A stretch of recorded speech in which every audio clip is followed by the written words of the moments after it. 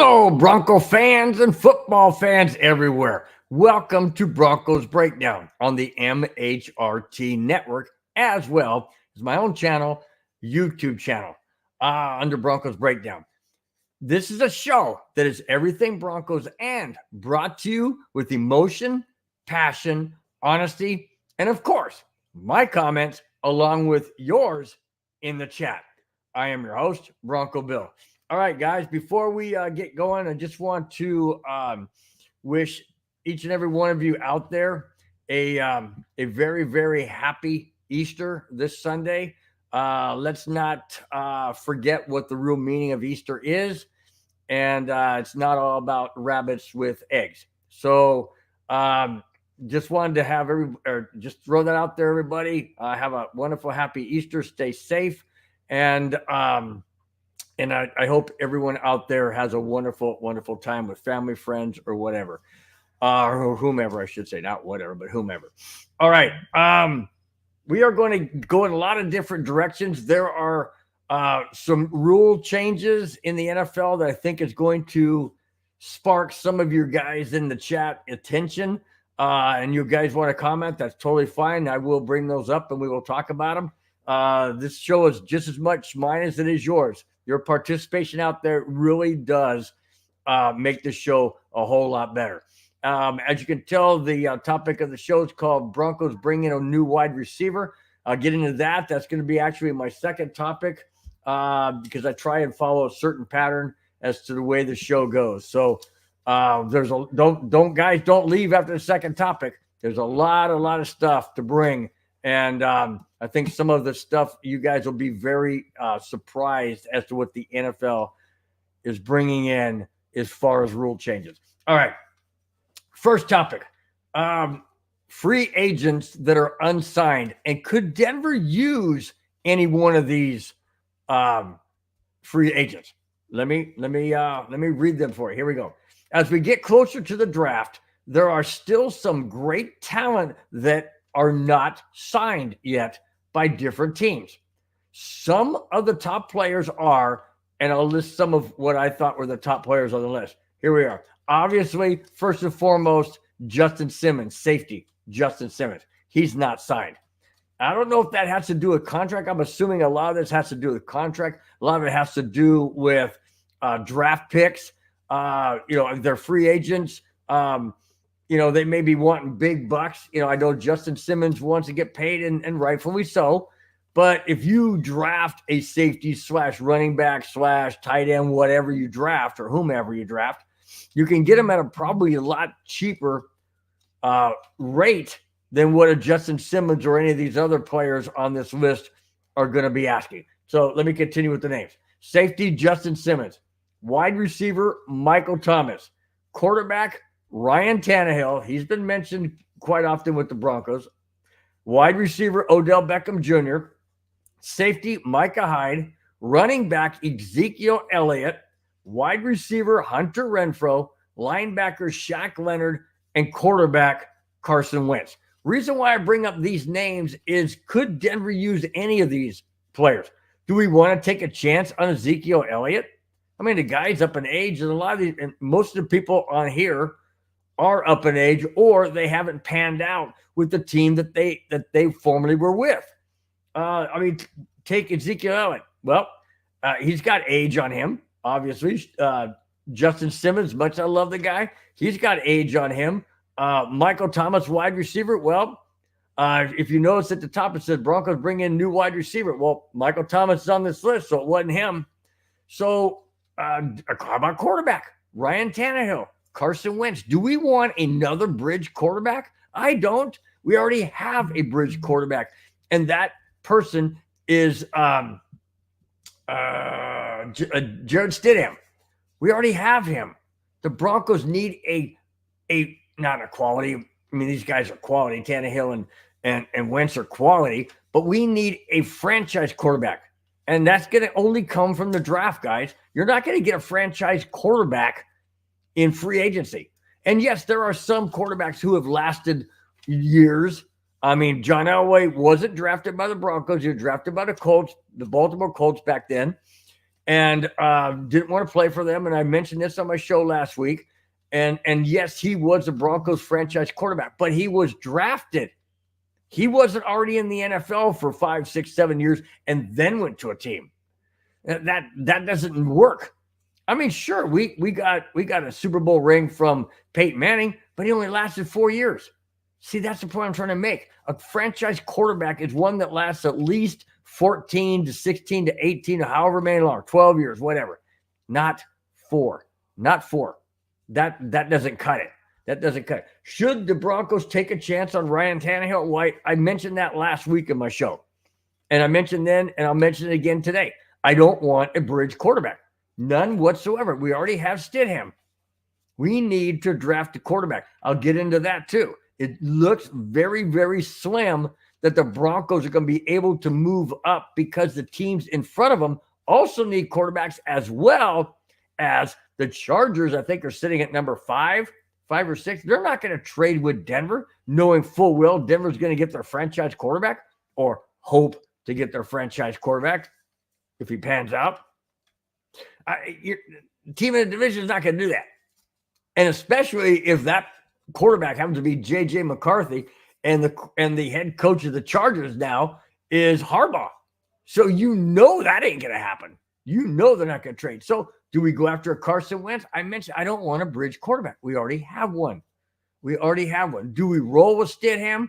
Well, there's a lot of talk out there that the Broncos roll with Stidham and don't get their franchise quarterback this year to start and play and all of that. Broncos are looking at 5 wins. 5 wins again. We had that a couple years ago with Nathaniel Hackett. Now we're going to go back. A lot of people are saying Broncos are destined to have a 5-game win season because of the fact they don't have a franchise quarterback. And if they were to draft one, he's not going to start right away. I mean, unless it's absolutely imperative that they start him because they got him at number 12 or number 8 or number 6 or number 5. Well, I ain't going to give him 5. But you see what I'm saying, guys? It's not going to happen. It's not going to happen. Do we need a wide receiver? Well, we signed a wide receiver like the topic of the show says, title of the show. So do we need a running back? Well, sure, we could take one. Do you want Ezekiel Elliott? Is he all that good? Does he still have, some tire or some tread on the tires? I don't know. Obviously, we could use a linebacker, Shaq Leonard. I don't know his price tag. And the Broncos, they have salary cap where they've cleared up a lot of salary cap. But do you go after a Shaq Leonard? How about bringing back Justin Simmons? Hello? Why not do that? I mean, he can come back. The Broncos can bring him back. No doubt about it. Do I think it'll happen? I don't think so. I think he's a little hurt drastically. I would think so. I don't see him coming back. We've already talked about wide receivers. We don't need them right now. We don't need the quarterbacks. In my opinion, we don't need the quarterbacks. There's Micah Hyde, safety. But if you're going to bring a safety back, why not bring Justin Simmons? He knows the team. He loves Denver. He loves the players, loves the organization, the city. Why would you bring a Micah Hyde when you have Justin Simmons sitting there? And I still go back and say it was an absolutely foolish move to get rid of Justin Simmons. Absolutely foolish move. And I'm not happy about it one bit. Not happy about it one bit. If he came back, I would love it for him to come back.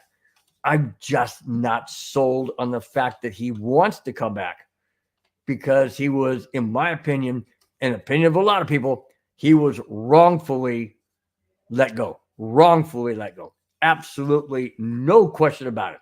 No question about it. And in my opinion, it sent shockwaves through that safety and cornerback room. Absolutely shockwaves. I know it hit Pat Surtain hard, and he didn't like it one bit. Not one bit. All right. Let's get into the topic of the show. Like I said, guys, please don't leave after this. I got many topics after this particular one. And I think you guys, it'll be worth your while to stick around. A lot of NFL news, a lot of it pertains to the Denver Broncos for sure. Here we go. The Denver Broncos have signed former Detroit Lions wide receiver Josh Reynolds to a 2-year deal worth up to $14 million with the Broncos, like I said. And a source close to the situation relayed this to ESPN's Adam Schefter. What does that mean for the Broncos? Well, it means that the departure of Jerry Jeudy to the Cleveland Browns, the Broncos bring in Josh Reynolds. Now, I saw a footnote to that. Josh Reynolds is absolutely ecstatic to be in Denver. My question is, why is he ecstatic to be in Denver? Detroit was a really good, solid team last year. Really good, solid team. And they played extremely well. And a lot of people thought for sure that they could go deep in the playoffs. And Denver was out of the playoffs. Haven't been to the playoffs in 8 years. Why would Josh Reynolds be so elated, so excited to be in Denver in a rebuilding team than he would to be staying in Detroit? I don't know that answer. I have no idea. The only thing I can possibly think of is because of Sean Payton, because of the organization. He did say that this is a very, very well-owned organization, very well-run organization. They have top-notch coaches, top-notch players. The ownership is stellar. Okay, I get all that. That's very true. But if you're coming over for a possibility of making up to $14 million in 2 years, and you're on a rebuilding team, a team that really isn't destined to go anywhere this year, especially if Vegas and other places, bookies and all that, are saying the Broncos are only going to win 5 games. So it's crazy, in my opinion, why a Josh Reynolds would be so elated, so excited to come to Denver, other than the fact that I mentioned, and that's the ownership, the coaching staff, the players, and being on a team that's rebuilding. He feels like maybe he can definitely help out. Maybe it's a change of scenery. I don't know. I just know that the Detroit Lions had a really good season last year, and they're on the rise up. Whereas Denver right now is flatlining, in my opinion. Ooh, flatlining, in my opinion. They haven't gone up. They've gone down, but they're trying to build them way back up. But right now they're just in that horizontal state. They're just not a team of yesteryear. Pat Bowlen owned team. They're not that quality, and they haven't been that quality for 8 years. And I hate to say this, but I've kind of just come to the realization that every Broncos season, I'm just going to sit back, enjoy the game, and realize we ain't going anywhere. Completely opposite of the Avalanche. When I watch Avalanche games, I'm like, okay, we got this game. Until last week, or not last week, excuse me, yesterday, when they lost to the New York Rangers. That one hurt. Nathan McKinnon, real quick. Nathan McKinnon's streak of 35 straight home games to start the season with at least 1 point was shut out last night. He didn't get an assist. He didn't get a goal. Avalanche lost in overtime and a shootout, and streak's gone. But hey, every time I watch the Avalanche, I'm thinking, okay, come on, man, we got this. I know we can do this. Broncos, not so much. Last year was fantastic. That 5-game win streak, that was fantastic. But bookends, before that 5-game win streak, after that 5-game win streak, not so good, especially when you lose to the Patriots. Still can't understand that one, other than Sean Payton, in my opinion, sabotaged Russell Wilson because he didn't want Russell Wilson on the team. Anyways, I'm not going to digress and go down that road again. I've done that many, many times. All right, batting leadoff in the chat is David Burns. He said he's watching from Cedar Hill, Texas. All right, thank you so much, David, for being in the chat. Really do appreciate it. All the way from Texas. Hope you're doing well. Hope the weather is decent. and not too humid this time. And also, David, don't know if you caught the beginning of the show, but I do want to wish you and everybody else a very, very happy Easter this Sunday. All right, here we go. Sean Payton is not stressing over a quarterback. Huh? Not stressing over a quarterback? How in heaven's name do you not stress over a quarterback? You ain't got one. And you, Sean Payton, have never drafted a franchise quarterback in the first round. Does that mean he's not going to do it this year? No, not so fast. Not so fast. Hold on a bit. Here we go. Since releasing Russell Wilson earlier this month, the Broncos have laid low on free agent quarterbacks. The inactivity might have created a level of concern for the fan base, but not with Sean Payton. Why not? Well, let me tell you. He explains it in his own words, and I'll quote. Payton said at the NFL's annual meeting, and I quote, "I think we've got a pretty good plan in place. We understand what we're doing, and we're going to be smart about it." End quote. Wait a minute. Before I go on to the next quote, hold on a second. What did he say? I think we've got, and then I'm quoting him again. I think we got a pretty good plan in place. Okay. What's the plan? What's the plan? Well, he says, we understand what we're doing and we're going to be smart about it. Well, what the heck are you doing? You're sitting low. That's for dang sure. You ain't making moves. Now, again, I don't want a Carson Wentz and I dang sure don't want a Ryan Tannehill. I want a franchise freaking quarterback. And you only get that through the draft. Period. No two ways about it. That's all you can do is get a franchise quarterback in the draft, or have a quarterback that was drafted that just doesn't work in a particular system. That's very, very rare. Very, very rare. Or a situation like John Elway, where he's drafted by one team, doesn't want to play for him, goes and plays with the Yankees. A year later, comes to football, and the rest is history at the Denver Broncos. And 2 Super Bowls later, and one is a GM for John Elway. So there you go. That can happen. But I don't see that happening here. So what's the plan? They understand what they're doing, and we're going to be smart about it. Okay, what are you doing? I know. Tight lips. You don't want to say anything.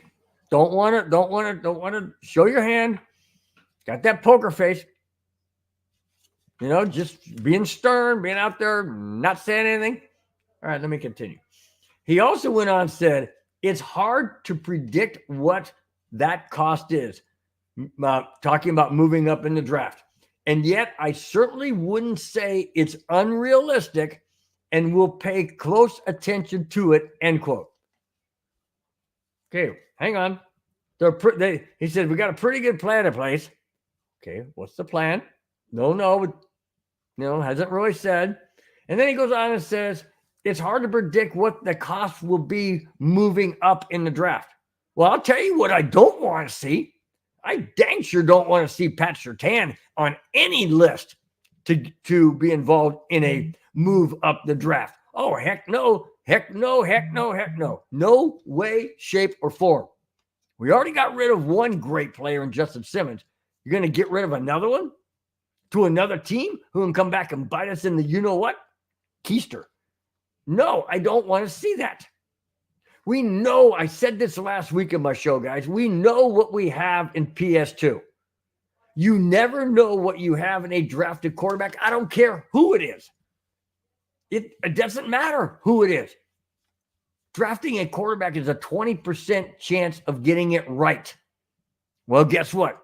We got it right with Pat Surtain. Why? Because we know how he can play on defense. Quarterback's position coming from college to the NFL is completely different. It's the hardest position to play coming from college to pros. Why? Pros are faster.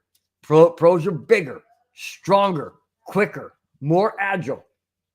And you have to read your read progression 1, 2, 3 like that. You got to be able to look. You haven't got but maybe 2.5 seconds max in the pocket unless you're running for your freaking life like Wilson was. It just doesn't click right away. It doesn't. And that's why quarterbacks usually sit on the bench and study a veteran quarterback so he can kind of get the timing down, kind of see what the progressions are. All of that takes about a year or so. You look at any great quarterback, they sat behind another one.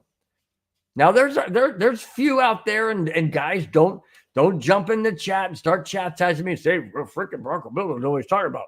There's lots of course. Yes, there are. John Elway was one of them. Started right away. But yet he'd still lined up under the guard and not under center. He made mistakes. You have Patrick Mahomes. He makes mistakes. Josh Allen, same thing. Justin Herbert, same thing. Very rare do they come out and just glitter like gold. Very, very rare. There's a handful, yes, I will agree. Most of them don't do that. Most of them have to sit behind a well-seasoned quarterback to learn the NFL style, the NFL game, the NFL pace. That's what I'm talking about. And when Sean Payton says it's hard to predict what the cost will be moving up in the draft, and yet I certainly wouldn't say it's unrealistic, and we'll pay close attention to it, end quote. That scares the daylights out of me. Because if he's willing to move up in the draft, he's got to jump over some teams. And don't forget this, guys, and I'm going to bring this up. In fact, that's my very next topic, so I'm not going to spoil it. But the Broncos are going to have to move up over certain teams that are not willing to allow the Broncos to move up unless they mortgage the farm. And the reason why is because other teams out there need quarterbacks too. They need quarterbacks too. New England Patriots do. Minnesota Vikings do. Chicago Bears do. Not Detroit. Chicago. What's the other one that's moving up there? Who else is up there pretty close? Cardinals. Cardinals, they may not need a quarterback, but they may be asking for a whole lot to move up into that spot. And then you got the Chargers. You'll again at five or six. Chargers are not going to trade with Denver. You kidding me? No freaking way that's going to happen.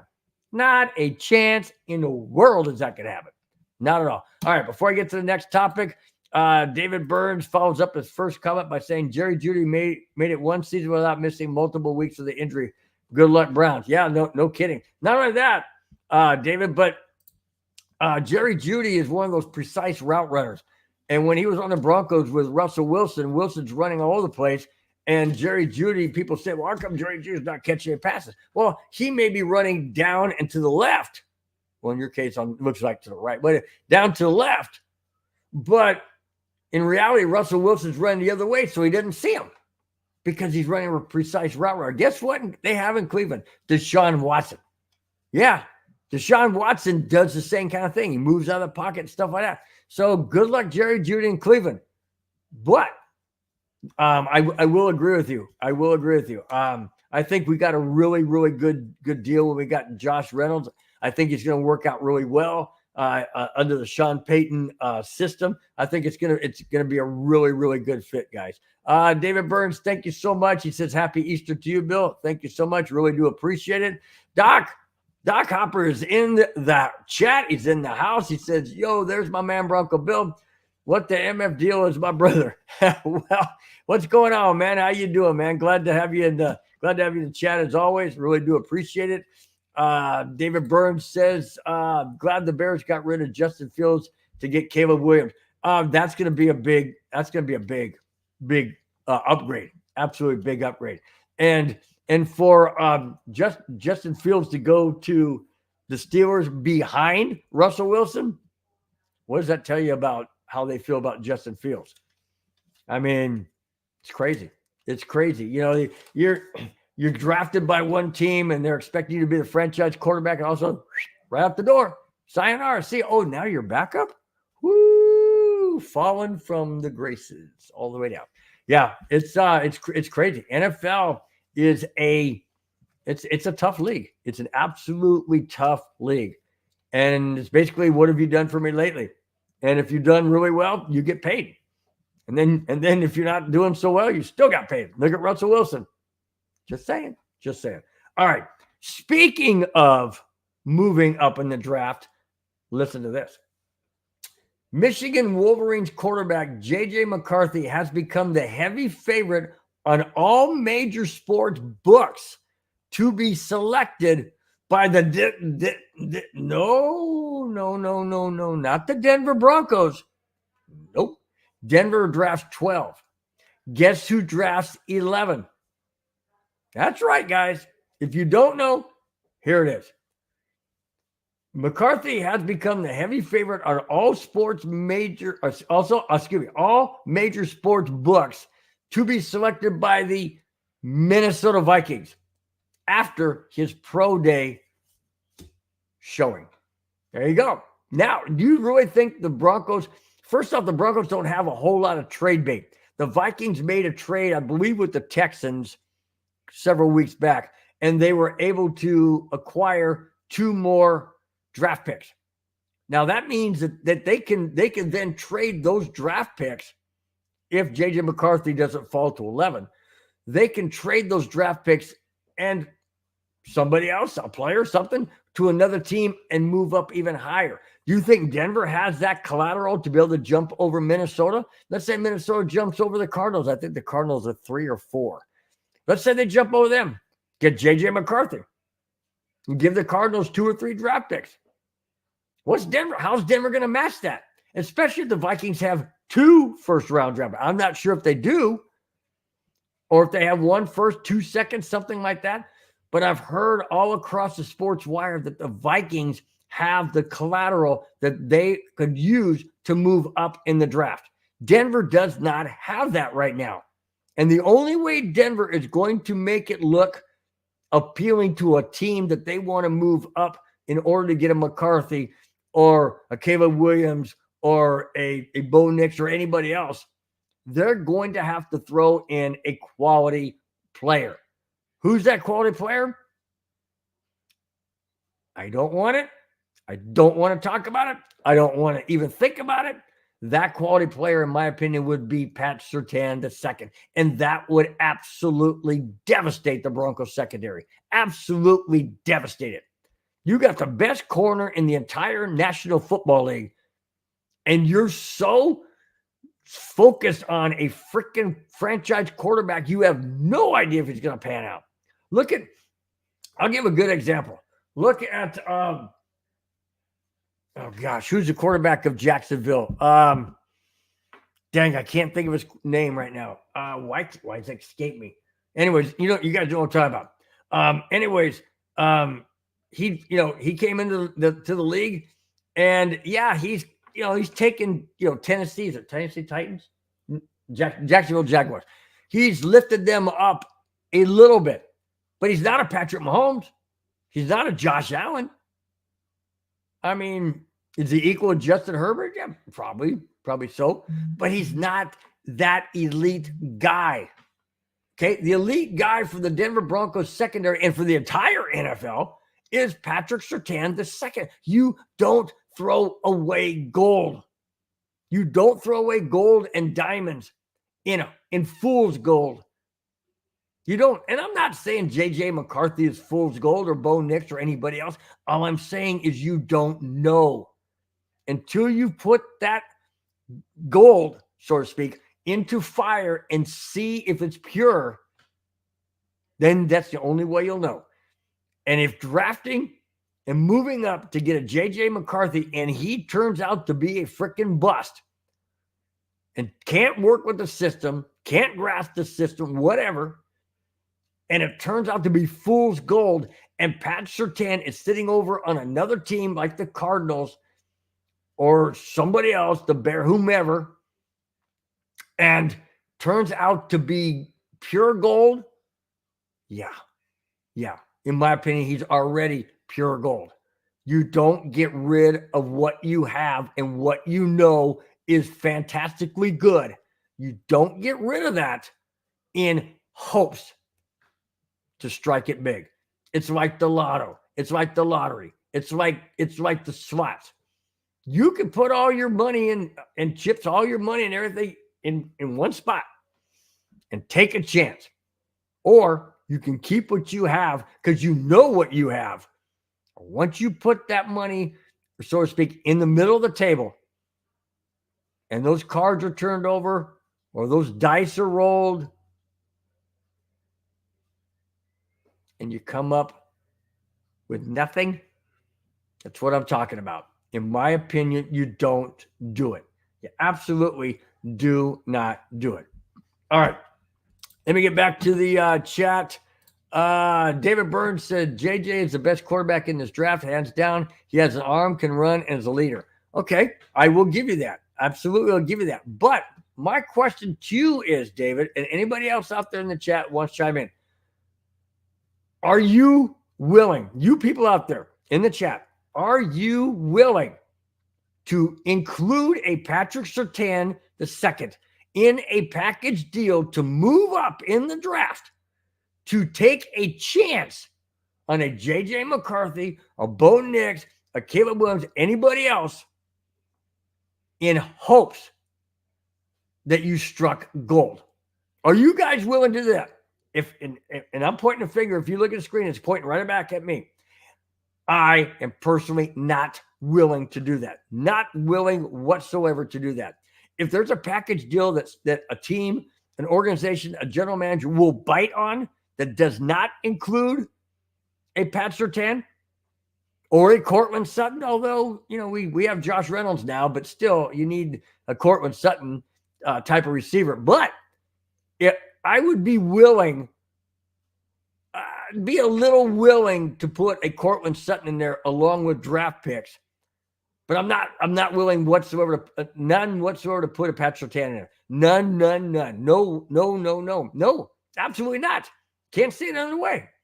Absolutely not. No, I don't want it because I don't want our cornerback, the best one in the entire NFL, to be on another team other than this one right here, other than the Broncos. No way, shape, or form. And if that happens, oh, baby, you guys better bring some earplugs if that were to happen. And because on my show, I am going to go nuclear if that happens. Absolutely lose my freaking mind. People thought I lost my mind when we let go of Justin Simmons, which I was livid. I'll be even more livid on this one because this is a young corner. He's only been with the Broncos. This is going in his fourth year. I think Justin Simmons was with the Broncos, 8 or 9 years? So he's doubled them. So, yeah, that one stung. That one hurt. It still does. This one would sting even more because it would come on the heels of not having a Justin Simmons.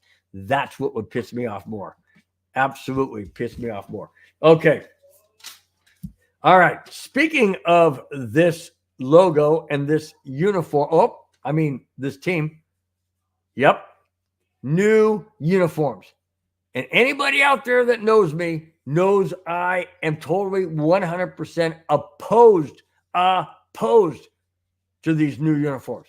Not exactly knowing what the style is going to be like and all that, but Brian Leach, I think it's Brian Leach or Mike Leach, of the Denver Broncos, the one who's heading up the redesign of the uniforms. Hasn't leaked it out yet. He said it'll be released here in the next week or two. They'll release the exact uniforms. It's going to be the same Bronco colors, same logo. Thank goodness. Because the other logo just is old school. They're talking about, making the uniforms more modern, more up to date. BS. The uniform they have now is perfectly fine. And I know people have hit up my phone like crazy saying, well, that uniform came out in 1996. Yeah, and guess what? We won 2 Super Bowls with them. Oh, and we won a third. We won a third Super Bowl with those uniforms. Yep, absolutely have. How many uniforms? How many Super Bowls did we win with the all-orange jersey? Now, I mentioned that as well. No team in the history of the NFL have ever won a Super Bowl wearing orange jerseys. Period. Cleveland Browns haven't been there, so you can't say them. Sorry, guys, hit the microphone. You can't say them because they've never been there. The Chicago Bears, they won their Super Bowl. Oh, that wasn't the orange uniform they're wearing, was it? Nope, wasn't. Miami Dolphins, nope, never won the orange jersey and won a Super Bowl. Denver Broncos? Yeah, right. They have not won a Super Bowl wearing orange jerseys. Not happening. Not happening. That's another reason why I can't stand the fact that the Broncos have orange home jerseys. That means if they go to the Super Bowl, they're going to be wearing the freaking orange one. It's not going to work. And I know people out there, and I've heard it till I'm Bronco blue in the face. Uniform isn't the reason why the Broncos lost. Well, you know what? There's a lot to be said for how a person feels wearing certain clothing, certain colors, certain uniforms.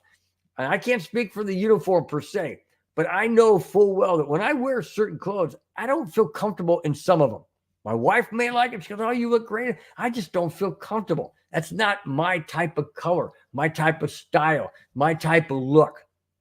And I bet my bottom dollar it's the same way with players. Absolutely the same way with players. I've even heard players say that they don't like to wear certain uniforms. They don't like that particular one. The Dallas Cowboys, there for the longest time, never wore their dark blue jerseys. They always had the white ones. They said they didn't like them. They didn't like how it looked. Well, guess what? I'm not too sure I'm going to like what new uniforms the Broncos are going to come out with. And the reason why I'm not sure is because I like the ones we have. I like the all blue, dark uniforms. Jersey all blue, pants all blue. And why? Because the orange pops. I've mentioned that many, many times. It is gorgeous. It is absolutely, in my opinion, one of the best looking uniforms, especially when the camera is back in the distance and you see, all 11 guys on the field with those dark uniforms. Oh my gosh, it's my favorite, absolute favorite. And I like the blue jersey for the home. What is wrong with that? People say, well, Broncos should be orange. You're going back in time.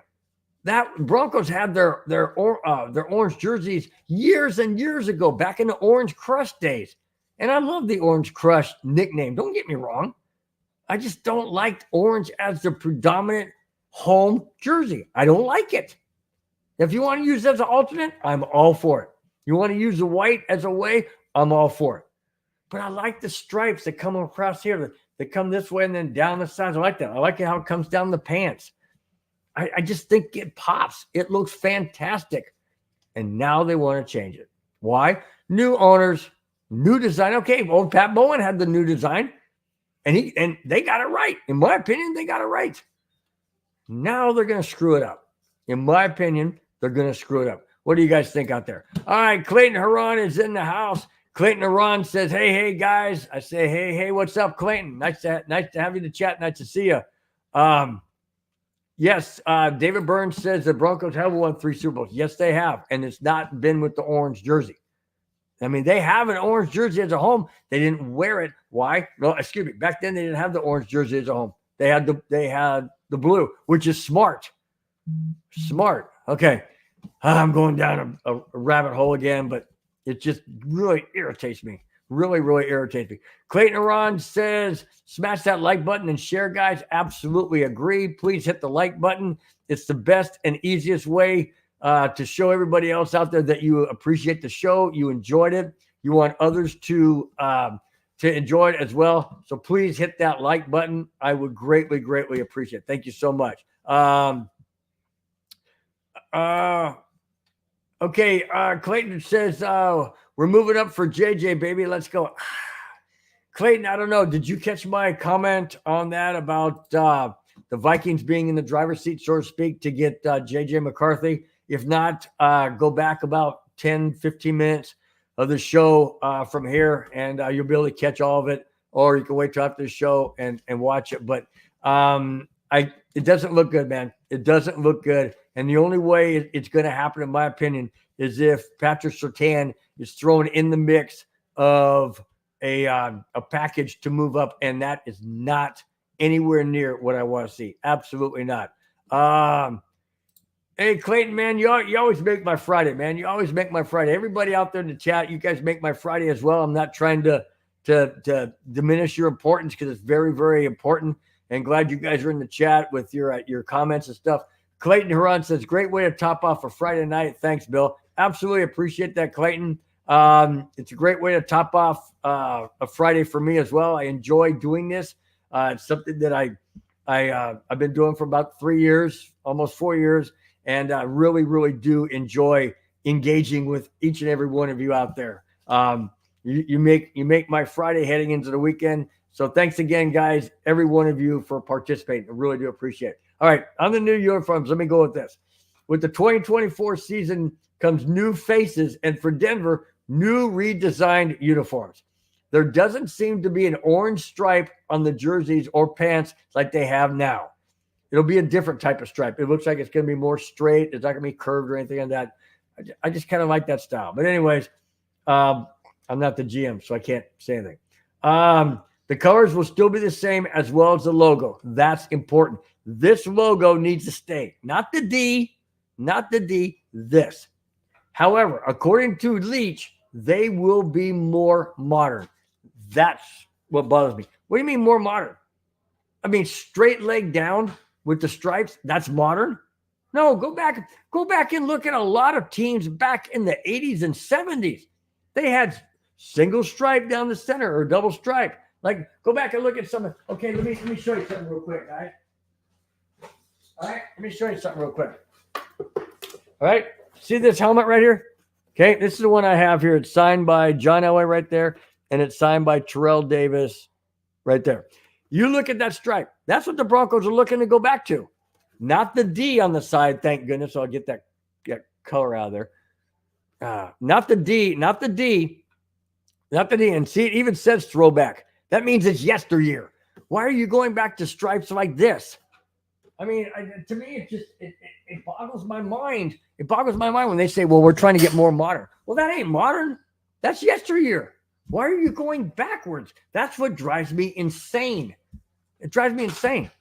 I mean, you want to get modern, do something different. Do something totally different. Don't go backwards. Don't go backwards. That is not modern. It might be modern for people who were just born 10 years ago or 15 years ago. That might be modern.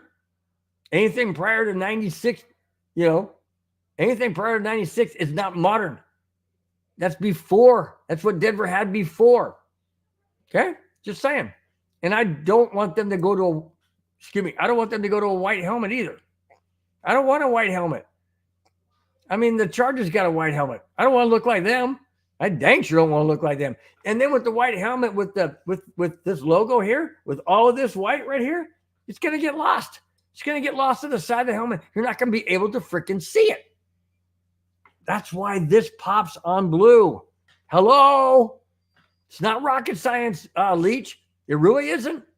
Oh, well, we're going to go modern. Modern what? Modern because you can't see the freaking logo? Who the heck's playing out there? I don't know. I can't see it, but it's a white helmet. Yeah, stupid. Stupid, in my opinion. That's what frustrates me. Why are you changing a good thing? I know you want your hand in the cookie jar and you want to be able to, change things up. Don't mess with the helmet. Don't do it. There's no need to do it. Okay? Don't go white helmet with a predominantly white horse. How are you going to see that? Oh, well, you'll be able to see the outline. Yeah, nice. An outline. No, no, stupid. Okay. Deep breath. Let me take a glass of water. I'm going to swallow water here before I really lose my mind. And my voice. Okay. NFL has banned a certain play. Now, last week I talked about the NFL keeping the push tush about that the Philadelphia Eagles made famous last year and other teams tried to copy, but Philadelphia worked it to a science. Now, the NFL is banning a particular play. Here it is. NFL owners have approved a rule proposal to ban the swivel hip drop tackle. What that means is when a runner's going and you grab them around the waist and you kind of like sit down and the knees of the runner kind of buckle underneath them, and they're saying it's causing a lot of knee injuries and ankle injuries and things of that nature. Let me continue. This was announced last Monday. The violation will result in a 15-yard penalty if flagged in a game. Well, it can't be a set to 15-yard penalty if it didn't happen in the game. So that's kind of a stupid statement. Of course, it has to happen in the game. Can't happen anywhere else. Ain't going to happen at my house. I mean, I probably could tackle somebody and, do the old swivel hip drop, but, I mean, I ain't going to get no 15-yard penalty. Let me continue. For Troy Vincent, NFL's executive vice president, strongly implies that it's likely to be enforced like the use of the helmet rule. In other words, if it's flagrant, if it's done with malice or intent, kind of like the helmet to helmet situation where a defender is chasing a wide receiver and the wide receiver is going down and he leads with his helmet and that kind of thing. If this is flagrant and it's done in a malicious way, that sort of speak, yes, most likely it'll be a 15-yard penalty. Other than that, it looks like they're probably just going to maybe look the other way, not call it. I don't know. That's still a work in progress, but it looks like that's going to be implemented this coming season, 2024 NFL season. All right. Speaking of moves and that kind of thing, as far as rules go, listen to this. NFL owners agreed last Tuesday. Remember, they had their annual owners meeting down in Florida, and this is where all this is coming from. NFL owners agreed last Tuesday to move the trade deadline back 1 week to the Tuesday after week 9 and authorize a significant expansion to the league replay assistant program. What that means is the replay assistant program is basically, let's say a coach throws in the red flag, wants to challenge a particular play, like a catch on the sideline or an incomplete pass or a trap or something in that nature. Okay. Throws a red flag, challenge flag. That's not replay assist program. The replay assist program is exactly what it says, an assist. That means that there's, the referees up in the replay booth, if they so feel that there's enough evidence on replay cameras to warrant a look-see to see if a certain thing was done rightfully, wrongfully, or whatever. Let me tell you what those are, okay? So now that you know what the replay assist program contains and what it is, listen to this. 3 categories of penalties. 3 categories of penalties. This is what I've been screaming for years, that they need to have replay for penalties because it may not be a penalty or it may be a penalty. So here it is. 3 categories of penalties can be reviewed with the replay assist program. Intentional grounding. Okay, that's a good one. Intentional grounding. Roughing the passer. That's going to be real interesting. And hits out of bounds. Now, I like these because there are some plays where a lineman or a linebacker is rushing the quarterback, and the quarterback is running out of the pocket, and he just gets ready to release the ball. Maybe he just releases it. It's barely out of his hands, and he gets hit. And they go, whoop, flag, roughing the passer. Can't touch him, can't breathe on him, can't even be in the same area code. Basically is what they're saying in this past year and years. So this will now allow the replay assist program to kick into gear. Guy upstairs goes, wow, that was pretty close. I'm not too sure that that's roughing the passer. It was called roughing the passer. I'm not too sure. Let's see if there's enough evidence. And they get these different angles, buzzes down to the referee and says, hey, need to take a look at this. Not too sure this is really roughing the passer. That's what I like. Intentional grounding, same thing. You're supposed to be out of the tackle box. You're supposed to be out of the tackle box, and the ball has to get back to the line of scrimmage. Intentional grounding. How far does the receiver have to be, or how close, I should say, does the receiver have to be considered in the area? 20 yards? Probably not. 10 yards? I don't know. I don't know if it's 5 yards, 7 yards. I don't know. That's why this is good. Also, the hits out of bounds. Yeah, if a guy has 1 foot on the white and as a receiver, 1 foot on the white, the other foot in the air, and a guy comes along and smacks him out of bounds, is that really a penalty? Well, it can be. Sure it can. But with the replay assist program buzzing down from above, it may be looked at. And that's not going to be on the coaches. That would be from above. So that I like this. I really do like this because penalties should be reviewable. Penalties called or penalties not called. What I would hope to see would be pass interference. That was not put in here. And in my opinion, it should be. Because pass interference, I've seen many games where they call pass interference and it's not. Or they haven't called it and it blatantly is. So, okay, this is a step in the right direction. This is absolutely a step in the right direction, and I welcome it.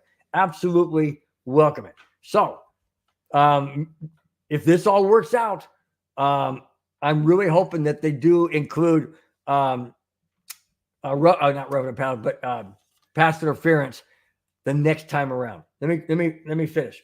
Officials can be notified from the replay official if there is clear and obvious evidence of video to be present. There you go. That's what I'm talking about. It's fantastic. Absolutely fantastic. I totally agree with that. Now, the referees on the field are not going to buzz up to them and ask them.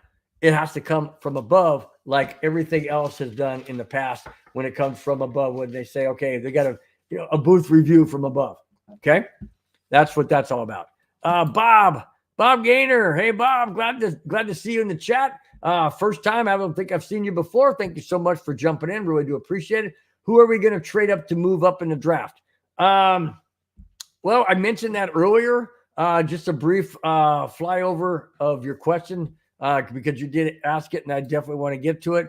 And the thing is the Minnesota Vikings right now are favored by sports bookies all around that they're in the spot to get J.J. McCarthy because they have collateral that they can use. They got a couple of extra draft picks they got from the Texans. So that helps them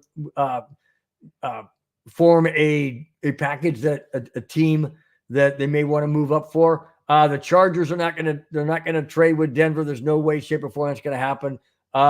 Cardinals possibly, but like I mentioned earlier, that in my opinion, a package like that would have to include Pat Surtain II. And I say absolutely no way, shape, or form do I want to have a Pat Surtain involved in any package deal to move up in the draft when we have no idea if that draft pick of a quarterback is going to turn out to be pure gold or fool's gold. That's what I don't want.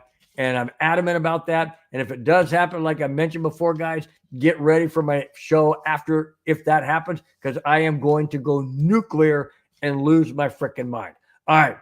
Kamani Dixon in the house, in the chat. Thanks, Kamani, for being in here. Glad to have you. Said, my brother, I'm here late, but here. Hey, like I mentioned before, Kamani, anytime you show up is totally fine. You can always go back and watch the show again once the show's done and it's fully uploaded.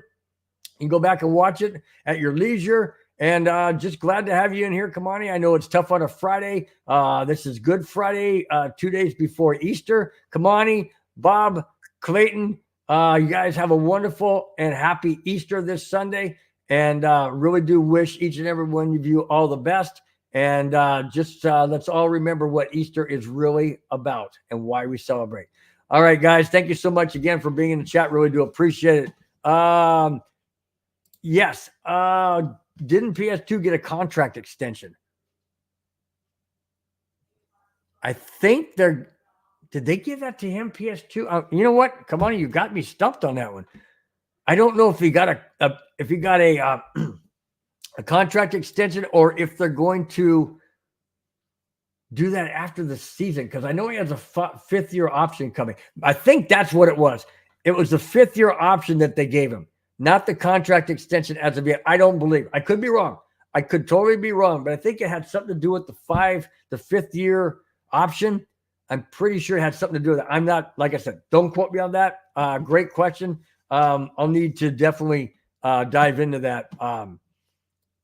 Let's see. Kamani says he's definitely going to have a good Easter. Says, I am. My wife's out of town. Whoa, Kamani, is that why you're going to have a good Easter? Because she's out of town? But hey, all right. I'm glad you're going to have a good time. And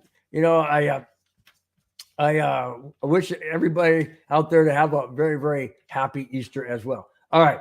We got just 3 more topics. This one is quite in depth, quite lengthy.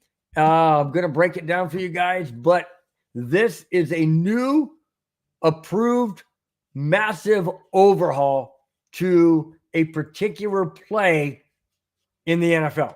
Massive overhaul. Here we go, guys. I want to hear your feedback on this in the chat, because I've got my own comments, as you well know, and I want to hear from yours as well. Here it is. NFL owners approved a massive overhaul to the kickoff play last Tuesday in owners' meetings. New Orleans special teams coordinator Darren Rizzi said, and I quote, "We've taken a play that's essentially been dying over the course of the last few years, in our opinion, and we revived it," end quote. What play is that they're talking about? The kickoff? Okay, what's that mean? Well, let me tell you. During the 2024 season, kickers will continue to kick from the 35-yard line. But the other 10 players on the kickoff team will line up at the receiving team's 40-yard line. Hold on a second. Wait a minute. Kicker kicks off from his own 35. The other 10 players line up at the opposing's 40-yard line. Okay, hang on. It gets even crazier. Here we go. Let's see. At least 9 members of the return team will line up in a setup zone, between the 30 and 35-yard lines of their own side. Okay, so you have the kicker. Let's say it's the Broncos kicking off. You got the kicker, Lutz, kicking off from his own 35. You have the other 10 special teams players lining up on the opposing team's 40-yard line, and you have at least 9 members of the return team lining up between their 30 and 35. So let's say they go at the 35. Now they're only 5 yards difference from the kicking team's line at the 40. Or they line up at 30, and now you get 10 yards. Hang on, guys. It gets even more weird. Okay. Up to 2 returners can line up in a landing zone. What the heck is a landing zone? Hang on. Landing zone is between the goal line and the 20-yard line. So let's say 2 players line up at the 10. Or one lines up at the 10, one lines at the 5. You got the other up to 9 players in between the 30 and 35-yard line. You have the kicking team's 10 players lining up on the 40-yard line of the receiving team. And you got the field goal or the kicker kicking off from his own 35. Holy freaking smokes, this is crazy. Hang on. It gets even more weird if you can believe it. Here we go. No one other than the kicker and returner can move until the ball hits the ground or hits a player in the landing zone. Wait a minute. No one other than the kicker and returner can move until the ball hits the ground. Well, how's the kicker supposed to kick the ball if he can't move until the ball hits the ground? So that part's kind of dumb. But anyway, so the kicker kicks off. Okay. Now, this is really weird. If the ball goes into the quote landing zone, which is where? Landing zone is where? Oh, between the goal line and 20-yard line. Okay, so you got 20 yards worth of landing zone, right? Right. You've got 2 people in the landing zone. Let's say one's at the 10, one's at the 5. But they can't move until the ball hits the ground or hits a player in the landing zone. So then everybody moves. Okay, listen to this. What if the ball spinning backwards hits the ground and goes back towards the kicker? Back, away from the end zone, goes back towards the kicker. Now, essentially, you have a possible long distance onside kick because now it's a free ball. Now everybody can move. Or if it hits a player, what's it mean? Hits a player, bounces and then hits the player? Well, wouldn't the guy, go to catch the ball? Obviously, that would hit the player in a sense. I mean, he's catching it. This is crazy. Is the NFL turned to the NFXL? NFXL. That's what this sounds like to me, guys. Totally sounds like this. And I don't like it. This is not the NFL I grew up with. Seriously, it's not. I mean, this is almost like bizarreness to me. It's crazy. This is seriously the NFXL. That's exactly what this is. Taking ridiculous things. And I know that they said it's all because of the, concussions and players getting hurt on kickoff returns. And then they tried to modify that thing by saying you can put your hand up and catch a fair kick. All that kind of weird stuff. This is even more bizarre. Hang on, guys. Listen to this. Touchbacks will be at the 30-yard line. So if the ball goes to the end zone, obviously, it's a touchback. It doesn't come to the 20 like years and years past. Doesn't even come to the 25 like last year. It goes to the 30-yard line if it's a touchback. And no fair catches will be allowed. You cannot call a fair catch. You have to either run the ball out, get recovered by a potential looking long distance onside kick. This is crazy. This is absolutely nuts. What are we going to do next? I totally agree, Kamani. I totally agree. Here you go. Kamani says next they're going to put a flag on the quarterback. Absolutely. This is exactly what I was telling people years ago. And as recently as just this year in certain situations where I said the NFL is dumbing down the sport. They're turning this into flag football. Absolutely turning it into flag football. And I understand, guys, don't get me wrong. I'm not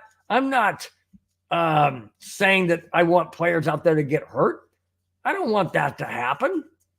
I say it all the time, like, Hitman Bill. Kamani called me Hitman Bill, because I always say, take that guy out. Take him out for the game because he's hurting the Broncos. Take him out. I don't mean take him out on our side, injure them on the other side so that they're not able to play against my team. I'm not talking about ending a career or even ending a season. I'm just saying for that game. But when it comes to sport like this, don't put flags on them. You might as well redshirt the quarterback. Heaven forbid you can't touch him. Don't breathe on Patrick Mahomes. That's a 15-yard penalty. It's crazy. And now this. I hate to say it, and I'm kind of saying it tongue in cheek, but I really can't wait to see how ugly this looks starting off the season.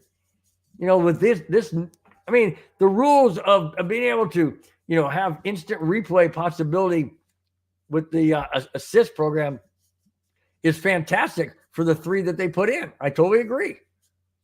I'm not liking this one a bit. Let's just go back to the way football was meant to be played when you kick off. The guys, you run down there, you block whomever you need to block, and let the guy who returns the kick get as many yards as he can. Plain and simple. Hey, it worked for years. Absolutely worked for years. It's crazy. It's crazy. Let's see. Kamani says, why don't they just leave stuff alone? I agree. I know, Kamani, they're trying to err on the side of, injury prevention. I totally get that. And I'm totally in favor of doing what you need. But my opinion is not changing the game. In my opinion, change the equipment. Make the equipment better. Sign up with a equipment retailer that will put in safer equipment, design safer equipment. Do whatever it takes to create and design safer equipment. Don't change the game. By changing the game, you're changing it. I mean, you're watering it down. You're watering it down, and that's not what football fans want. Football fans want football the way football was meant to be played. Not with flags, not with red shirts, and not with these type of ridiculous rules. Well, I hate to say it, guys, but that's exactly what we're going to see starting this year. I'm assuming we're going to see it in preseason too. Why not? Why not introduce it in preseason? I guarantee you it is going to take on an NFXL look. National Football X League. It's exactly what this is. Oh, I got it. Something bugging me. That's not what I want. That's not what NFL players want. I don't think. Now, I know the NFL owners agreed and signed off on it. Didn't say anything about whether or not the players liked it. I'd be hard-pressed to think that they do. Really hard-pressed. All right, next to the last topic, and here it is. Christmas NFL games are a huge draw by the fans, and it will continue this coming season. Despite Christmas being on a Wednesday, that's going to be the first ever Wednesday NFL game in prime time. Ever. Here it is. NFL Executive Vice President said, and I quote, when we saw the viewership from the past year, really, our fans spoke. We certainly saw and believe that they are very much enjoying and watching NFL football on Christmas, end quote. There you go. It's going to stick around. And it should. I love NFL on Christmas. I remember as a kid, we'd go to my my Aunt Ruth and Uncle Jack's place. And we'd sit down there on well, that was Thanksgiving. Christmas would be on my Uncle Merrill and Aunt Ruth. But anyways, we go there. And first thing my dad would do is walk in there and turn the TV on and say, crying out loud, you don't have the football game on? What's wrong with you guys? You got to turn the game on. And it would always be a football game. Actually, I take that back. That wasn't Christmas because they didn't come out and do it back then. That was Thanksgiving, but still the same kind of thing. NFL on holidays is what fans enjoy.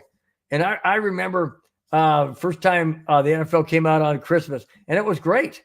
It was great. You know, you had a Christmas, I think it was a 2:00 game, I believe, and then a 5:00 game or 1:30 and 5, something like that. But it's great. You know, you sit back, you enjoy Christmas morning with the kids, the family. Then you have, Christmas lunch, nice lunch in the afternoon. And then you got football. So it's nice, you know, and I love the same thing with Thanksgiving. I think it's fantastic that they included a third game.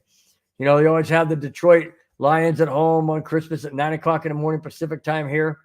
And then you've got the afternoon game that comes on around 2. That's always Dallas Cowboys at home. And then they came up with the third game, which is fantastic. And I think that comes on at 5:30. And that's just a random two teams, which I think is outstanding. Fantastic. So, guys, look forward to that. I know it's many months away from now, but the NFL will be having games on Christmas, even though Christmas is on a Wednesday this year. All right, last topic for tonight. And once again, guys, thanks so much, each and every one of you, for participating in the chat, for being on, whether you're listening or you're watching. Really do appreciate it. Thanks so much. All right, last topic. This is a very good feel good story. And here it is. The Hall of Fame has awarded former longtime athletic trainer Steve Greek Antonopoulos on being named a Pro Football Hall of Fame Awards of Excellent recipient. Man, congratulations, Greek. You deserve it. Well deserve it. Listen to what he said. Here it is. Greek said, and I quote, "In my opinion, it's the biggest award in my lifetime. I've never been an awards kind of guy, but I'm just so humbled and honored about the whole thing. To have my name on a plaque or whatever it is in the Hall of Fame with Mr. Bowen and all the great Broncos players that are in there, it's really humbling. And to do it in the same year as Randy Gradishar going into the Hall of Fame is just amazing, end quote. Congratulations, Greek. Hats off to you, my friend. Congratulations for being selected, or not selected, but being awarded the award for excellence. Absolutely. Every Bronco player that has come through the halls of Dove Valley, the locker room, the training centers, have all spoke highly of Steve Greek Antonopoulos. The reason why he's nicknamed Greek is he's Greek. And so that's why, Antonopoulos is quite of a long name. So he's well known in Bronco circles and around the NFL as just plain Greek. And I am so thankful, so glad that he was recognized, because he was an absolutely phenomenal athletic trainer. Like I said, the players speak highly of him, and those that were under his care spoke extremely high of him. And he recently retired, I believe it was a couple years ago, and now is being rewarded for all of his hard work, all of his knowledge, and all of the training that he did and worked on these Bronco players throughout the years that he was with the Broncos. Congratulations once again, Greek. Phenomenal achievement, and you are well deserved. Go to the Hall of Fame, and my friend, enjoy it, relish it, and you are forever immortalized in Canton, Ohio, this coming April. This coming April. Congratulations. Or April, May, June, whenever they play the game. I think it's in July, now that I think about it. April's the draft. So what am I thinking? Anyways, congratulations again, Greek. Well deserved. And enjoy every moment and relish it and soak it all in. You earned every bit of it. Congratulations again. All right. Kamani Dixon, congrats to him. 3 cheers from absolutely. No doubt about it. No doubt about it. Well deserved.